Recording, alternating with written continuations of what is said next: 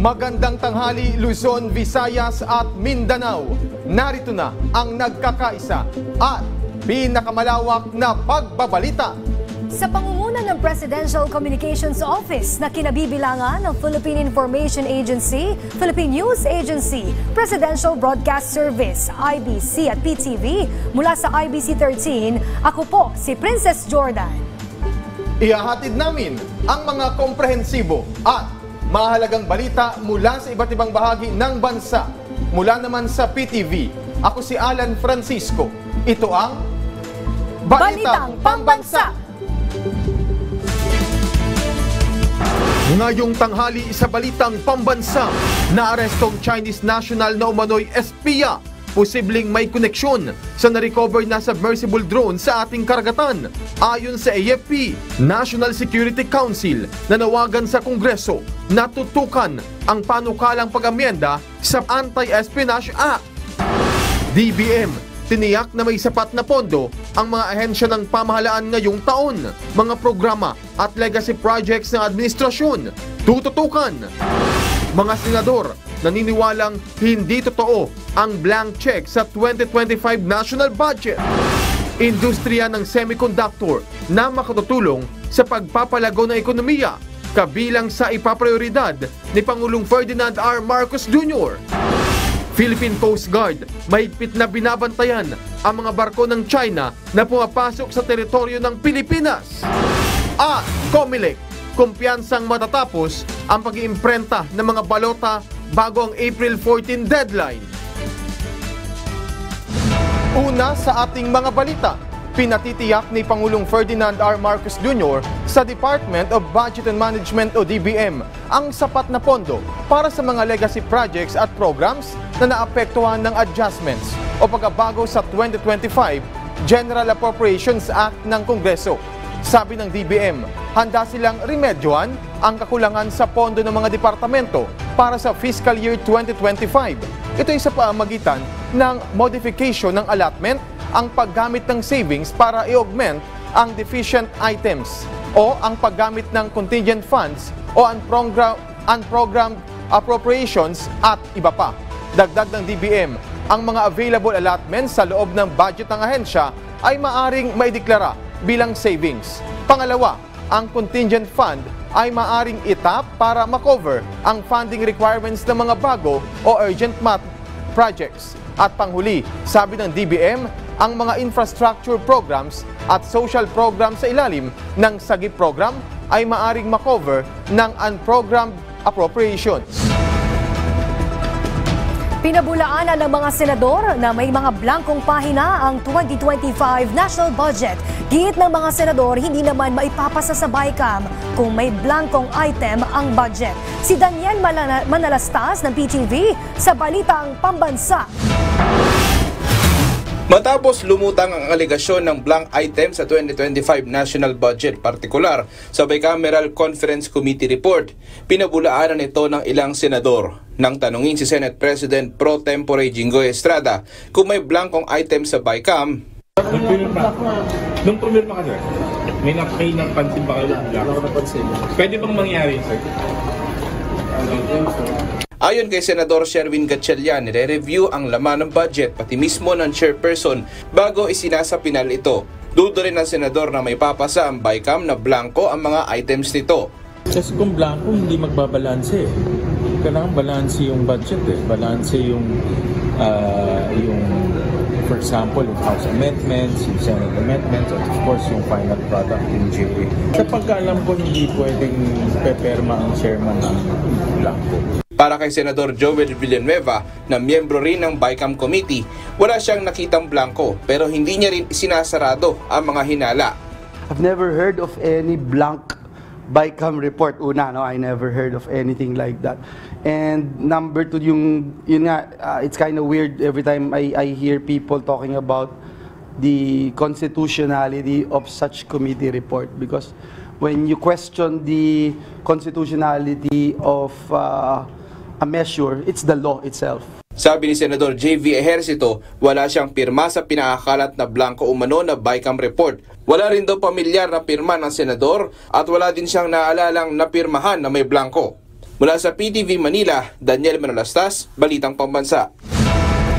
Posibleng may koneksyon sa narecover na submersible drone sa ating karagatan ang naarestong Chinese nationals na umano'y nag-espiya sa bansa. Ayon yan sa Armed Forces of the Philippines.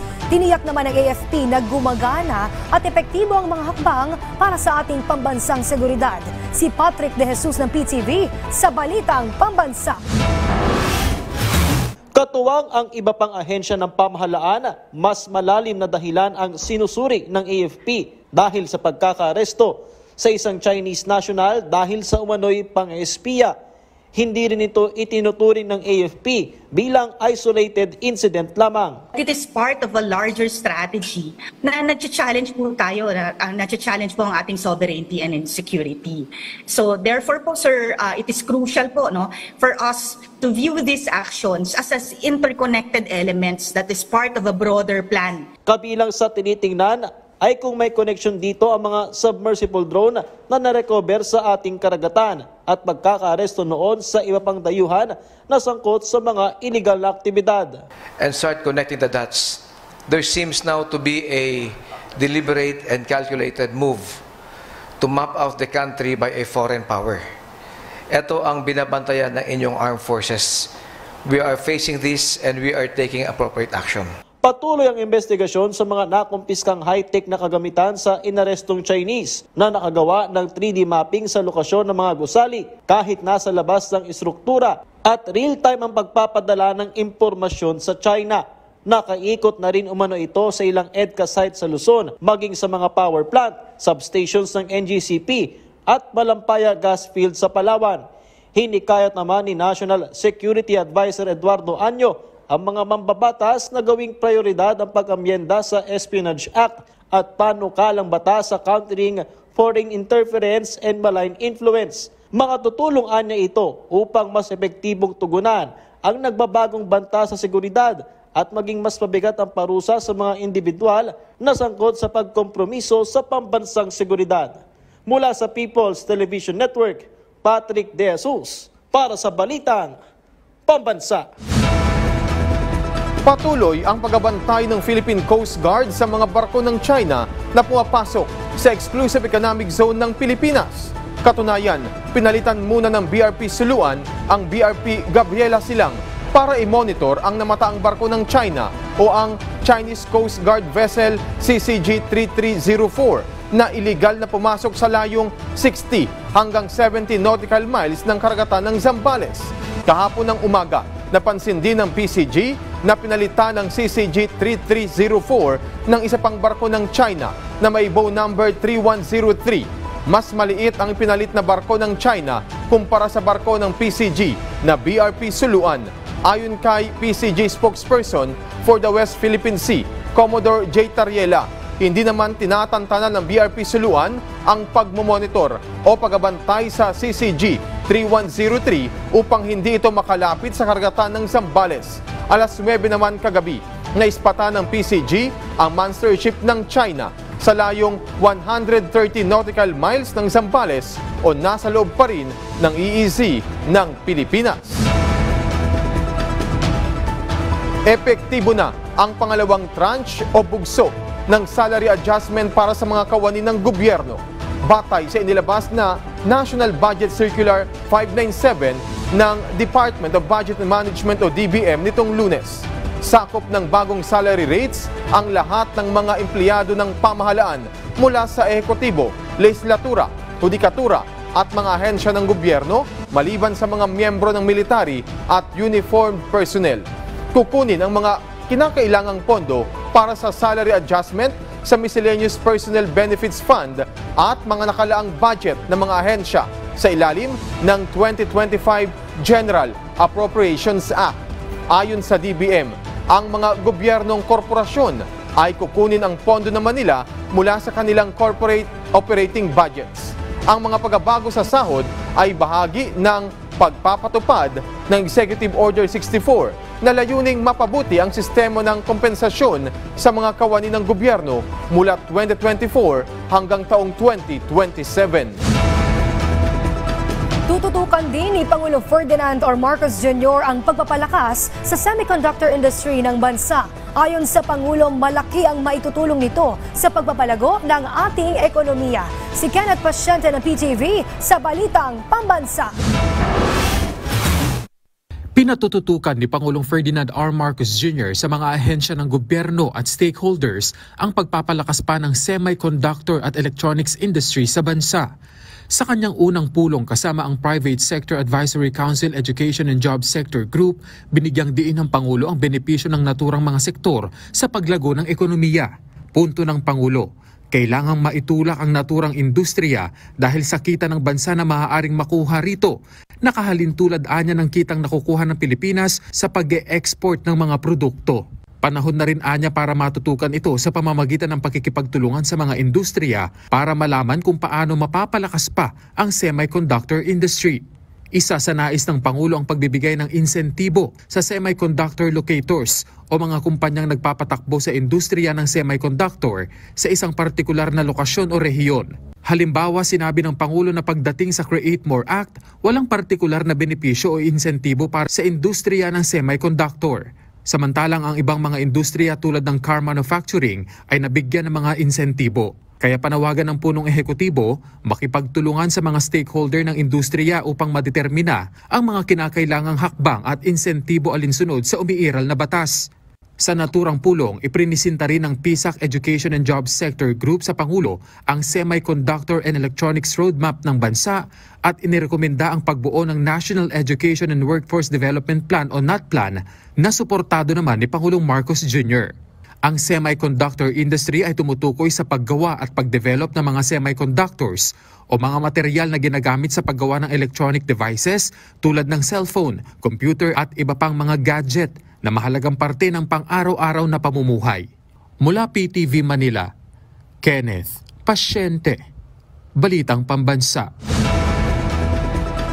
Para mas maging competitive pa ang turismo ng Pilipinas, pangunahing isinusulong ngayon ng Department of Tourism o DOT ang pagkakaroon ng visa liberalization sa India.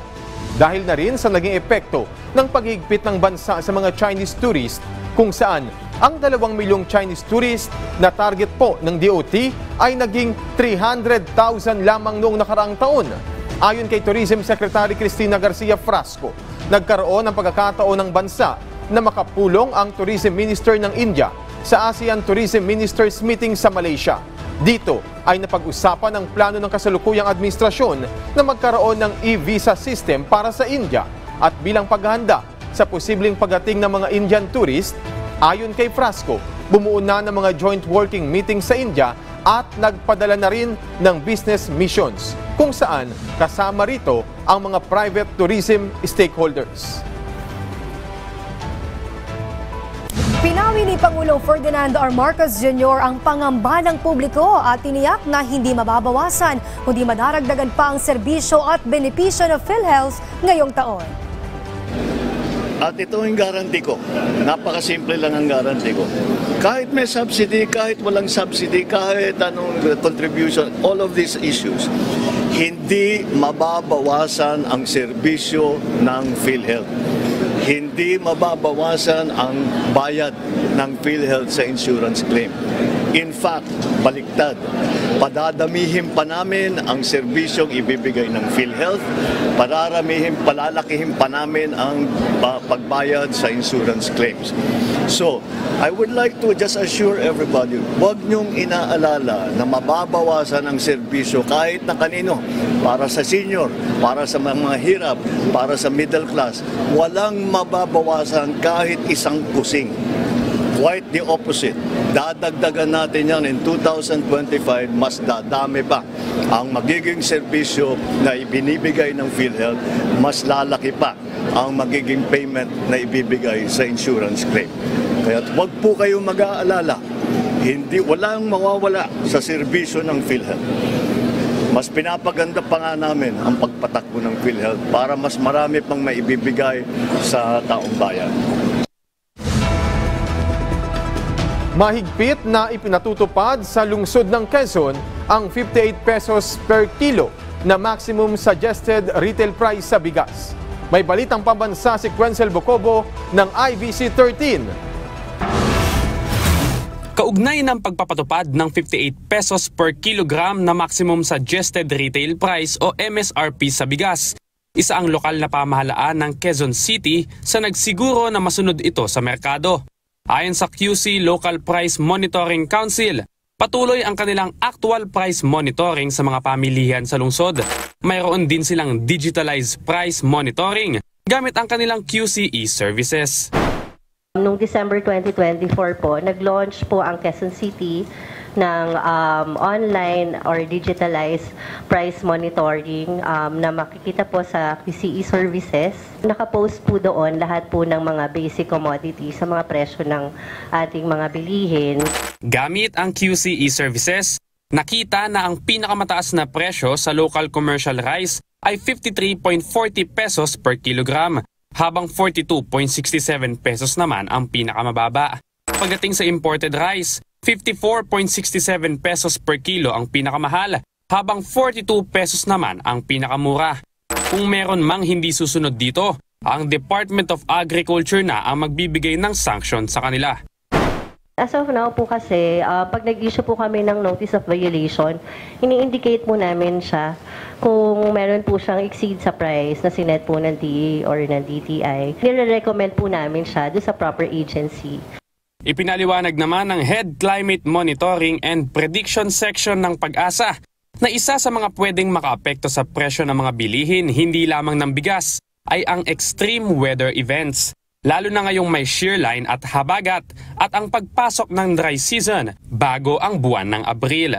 Nakikipag-ugnayan rin ang Pag-asa sa Department of Agriculture patungkol sa mga rekomendasyon para hindi lubos na maapektuhan ng panahon ang mga pananim at iba pang agri-products.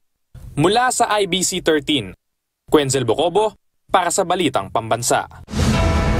Simula kagabi ay ipinatutupad ang lane closure sa bahagi ng Balintawak Cloverleaf at Balintawak Toll Plaza para sa pagkukumpuni ng roadway lighting na may 200 meters ang haba. Apektado rito ang lane 1 o leftmost lane ng northbound at southbound lane sa Balintawak area. Ayon sa abiso ng NLEX Corporation, ipatutupad ang lane closures tuwing alas 10 ng gabi hanggang alas 4 ng madaling araw. Magpapatuloy ang ganitong schedule hanggang January 27, 2025. Humihingi naman ng pag-unawa at kooperasyon ng NLEX upang maisagawa ng maayos ang pagkukumpuni. Sa katapusan ng Hunyo, posibleng matapos ng Land Transportation Office o LTO ang 9 milyong backlog sa mga plaka sa motorsiklo. Sa panayam ng Radyo Pilipinas, sinabi ni LTO Executive Director Greg Puwa na malaking tulong sa ahensya ang inamyendahang doble plaka law dahil hindi na nila kailangan pang mag-produce ng isa pang plaka. Bagamat magiging malaking hamon sa LTO ang pamahagi nito, gumagawa na nila sila ng mga hakbang para mapabilis ito. Paglilinaw pa ng LTO, wala silang backlog sa plaka ng ibang sasakyan. Sa katunayan, advance pa nila ang production ng LTO para rito. Inaasahang i-anunsyo ni Pangulong Ferdinand R. Marcos Jr. ang desisyon hinggil sa extension o pagpapalawig sa serbisyo ni PNP Chief General Romel Marbil bago ang February 7. Hindi naman nakikita ni DILG Secretary John Vic Remulla na magdudulot ito ng samaan ng loob sa hanay ng PNP. Si Alvin Baltazar ng Radyo Pilipinas sa Balitang Pambansa. Bago mag-asyete na susunod na buwan, posibleng formal na i-anunsyo ni Pangulong Ferdinand R. Marcos Jr. ang pagpapalawig sa termino ni PNP Chief General Romel Marbil. Itong sinabi sa pulong balitaan sa Malacanang ni DILG Secretary John Vic Remulla kasunod ng una ng naging rekomendasyon na palawigin ng 6 na buwan sa panunungkulan si Marbil dahil na din sa nakatakdang midterm election sa Mayo 12. Wala pa ang pinal na desisyon ukol dito ang presidente bagamat inclined o binibigyan bigat ito ng Pangulo nang matanong sa isang media interview. Ang sabi ni Remulla, baka bago ang kaarawan ni Marbil sa February 7 na siyang ika-56 na taong kaarawan nito, posibleng magkaroon ng announcement ang Pangulo. Sa ngayon ay sa kalihim ay inclined lang ang salitang ginamit ng presidente sa harap ng rekomendasyon na ma-extend ng ilang buwan ang PNP Chief. Wala pang final announcement. Ang birthday natin ni General Marbil is February 7. So before that, he will announce kung anong decision yan. Kaugnay nito ay hindi naman nakikita ni Remulla na magdudulot ng samaan ng loob sa ani ng pambansang pulisya sakalit ma-extend ang kasalukuyang liderato ng PNP. Dagdag ng DILG chief na tapos na rin ang reassignment ng PNP personnel at hindi na rin anya makapag-re-reassign pa ng kanilang mga tauhan kaya't mainam anya na magpatupad ng status quo. Ang mas importante, sabi ng kalihim sa kasalukuyan, ay ang pagiging matatag ng institusyon lalo na sa panahon ng eleksyon. Dating stability ng institution, lalong-lalo na during elections. Kasi ngayon tapos na ang reassignment ng mga tao eh. So kung magkakaroon ng bagong PNP chief, hindi rin siya makaka-reassign ng tao. So might as well keep the status quo for till June, until after the BARM elections. Tapos pipili na ng bagong Pangulo. Si Marbil na ika-30 hepe ng pambansang pulisya ay nagsimulang maupo bilang Chief PNP noong April 1, 2024 kapalit ni General Benjamin Acorda. Si Marbil ay produkto ng Philippine Military Academy sa basic class of 1991. Para sa Balitang Pambansa, Alvin Baltasar ng Radyo Pilipinas. Humingi ng tulong kay Pangulong Ferdinand R. Marcos Jr. ang ilang OFW sa Lebanon dahil sa nagpapatuloy na gera doon. Tiniyak naman ng DMW ang agad na pagtugon sa kanilang hinaing. May Balitang Pambansa si Efraim Gaitos ng Radyo Pilipinas. Nawagan po ako kay Pangulong Marcos, DBM, na sana po matulungan po kami. Nagpapasaklolo na ang mga overseas Filipino worker kay Pangulong Ferdinand R. Marcos Jr. dahil sa nagpapatuloy na gyera sa Lebanon. Sa panayam ng Radyo Pilipinas, ipinarating nila sa pamahalaan ang kanilang kagustuhan na makauwi ng Pilipinas dahil sa trauma. Bagamat natutugunan ng Migrant Worker Office ang iba nilang pangangailangan, masyado na nilang mahaba ang kanilang pananatili sa shelter. Tugon naman ni Department of Migrant Workers Secretary Hans Leo Kakdak, ginagawa nila ang lahat para ma-repatriate ang mga kababayan natin sa Lebanon. Bumagal kasi ang proseso sa General Security ng Lebanon kaya't nagkakaroon ng delay sa repatriation ng ating pamahalaan. Ang bottleneck nasa Lebanese immigration at umaasa tayo na ngayong Enero ay bibilis na yung proseso. So, di magtatagal ay makakauwi na yung mga naririyan. Sa ngayon, patuloy na nakikipagtulungan ang DMW sa Embahada ng Pilipinas sa Lebanon para mapabilis ang paglalabas ng clearance ng General Security at makauwi na ang ating mga kababayan. Bukod dito, tutulungan ng pamahalaan ng mga OFW na hindi agad mapapauwi dahil sa mga kinaharap nilang kaso sa Lebanon. Kayo mag-alala, tutulungan namin kayo makauwi at sasalubungin namin kayo dito sa airport ng Malwalhati. Makakarating din po kayo sa ating mahal na bayan at rest assured, patuloy po ako magbibigay ng utos na makauwi kayo sa lalong madaling panahon. Pagtitiyak ng DMW, patuloy silang aalalay sa mga OFW alinsunod sa utos ni Pangulong Ferdinand R. Marcos Jr. na sila'y protektahan. Mula sa PBS Radyo Pilipinas, Efraim Gaitos para sa Balitang Pambansa. Tuloy-tuloy pa rin ang paghahanda ng Commission on Elections para sa darating na halalan sa Mayo sa kabila ng atrasadong schedule sa pag-iimprenta ng mga balota. Ayon sa komisyon, sa January 27, aarangkada na ang training sa mga tauhan ng COMELEC sa paggamit ng mga automated counting machines, contingencies at paggamit ng election paraphernalia.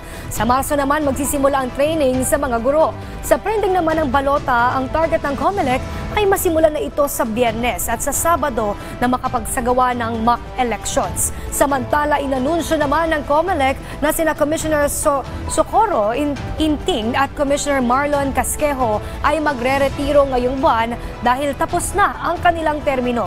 Inaabangan naman kung sino ang uupo na bagong commissioners na i-appoint ni Pangulo Ferdinand R. Marcos Jr. O ito, teknolohiyang gawang Mindoreño. Umaambag po sa produksyon ng mga magasaka sa bansa. Si Joshua Sugay ng PIA Oriental Mindoro sa Balitang Pambansa. Umaambag na sa produksyon ng palay sa bansa ang teknolohiya na ginawa ng isang Mindoreño. Ang teknolohiya na ito ay tinatawag na Palatak Palay Seeder na sinusuportahan naman ng ahensya ng Department of Science and Technology.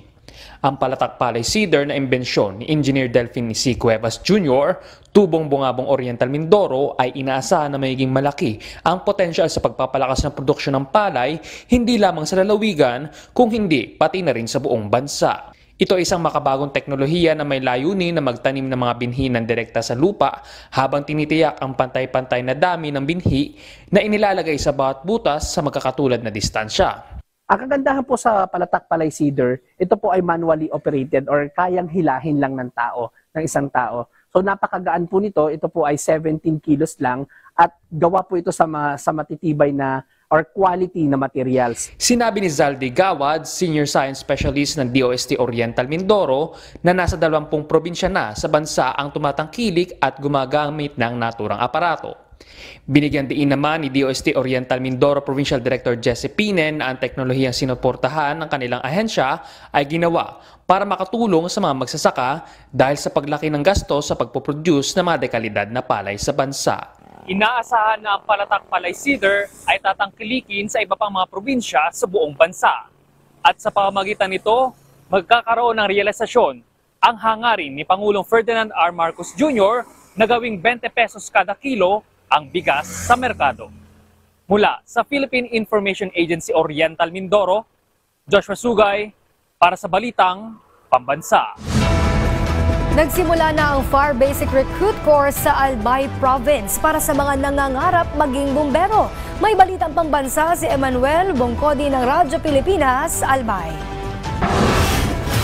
Lumagda sa manifesto na ito ang mga fire trainees sa Ligao City, Albay. Nakasaad dito ang mahigpit na pagbabawal sa anumang uri ng hazing sa loob ng 4 na buwan nilang training sa NFTI Region 5 Satellite Campus. Sa pagbubukas ng Fire Basic Recruit Course, tiniyak ng National Fire Training Institute ang mahigpit nilang pagbabantay. Babala ng NFTI, may ikakasa silang monitoring at evaluation tool para mahuli at mapanagot ang mga lalabag dito. The NFTI, together with the Bureau for Protection, conducts investigation and punishes those who are convicted or after proven na sila ay nagkontak po talaga or gumawa nun, ay meron pong kaparusahan. Ang FBRC ngayong taon ay hindi lamang para sa Region 5, kundi binuksan din para sa mga taga-National Capital Region at Eastern Visayas. Dito, sasanayin ang mga nangangarap na maging bumbero sa pagresponde sa mga sakuna at iba't ibang emergencies sa mga komunidad, gaya ng firefighting, medical response, special rescue operations at fire prevention lectures. As you embark on this rigorous yet rewarding training, remember that you are being prepared to take on one of the most noble responsibilities in our society. Binigyang diin naman ng NFTI na patuloy nilang itataguyod ang ligtas at makataong proseso ng pagsasanay para sa mga bumbero ng Bureau of Fire Protection.